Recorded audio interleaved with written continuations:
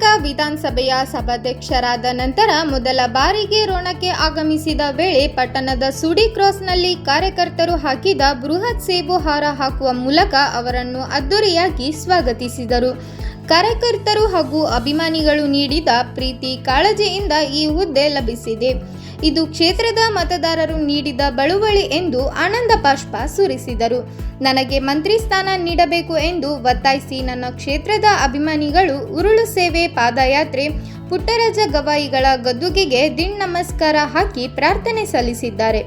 ಅದರೊಟ್ಟಿಗೆ ಕ್ಷೇತ್ರದ 5,000 ಕಾರ್ಯಕರ್ತರು ತುಮಕೂರಿನಿಂದ ಬೆಂಗಳೂರಿನವರೆಗೆ ಪಾದಯಾತ್ರೆ ನಡೆಸಿ ಹಕ್ಕೊತ್ತಾಯ ಮಂಡಿಸಿದ್ದರು.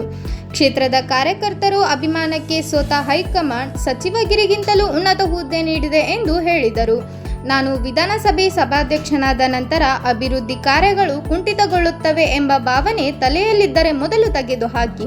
ಆಗ ಕಾಮಗಾರಿ ಆರಂಭಕ್ಕೆ ಅವರಿವರ ಬಳಿ ಅಲೆದಾಡಿ ಅನುದಾನ ತರುವ ಕಾಲವಿತ್ತು. ಈಗ ಕ್ಷಣ ಮಾತ್ರದಲ್ಲಿ ಅನುದಾನ ಬಿಡುಗಡೆ ಮಾಡಿಸಿಕೊಂಡು ಬಂದು ಕ್ಷೇತ್ರದ ಸಮಗ್ರ ಅಭಿವೃದ್ಧಿ ಮಾಡುತ್ತೇನೆ ಎಂದು ಕಾರ್ಯಕರ್ತರಿಗೆ ಅಭಯ ನೀಡಿದರು.